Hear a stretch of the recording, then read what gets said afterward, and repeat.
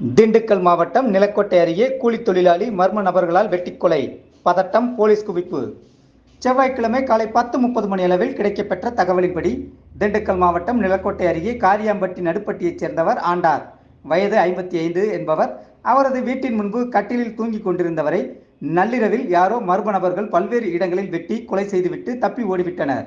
இதுகுறித்து தகவலறிந்த நிலக்கோட்டை போலீசார் சம்பவ இடத்திற்கு விரைந்து சென்று இறந்தவரின் உடலை கைப்பற்றி பிரேத பரிசோதனைக்காக திண்டுக்கல் அரசு மருத்துவக் கல்லூரி மருத்துவமனைக்கு அனுப்பி வைத்து இதுகுறித்து வழக்கு பதிவு செய்து விசாரணை மேற்கொண்டு வருகின்றனர். இதனால் கிராமம் முழுவதும் பதட்டமான சூழ்நிலை ஏற்பட்டது. உடனடியாக காரியாம்பட்டி நடுப்பட்டி பகுதியில் 100க்கும் மேற்பட்ட போலீசார் குவிக்கப்பட்டனர்.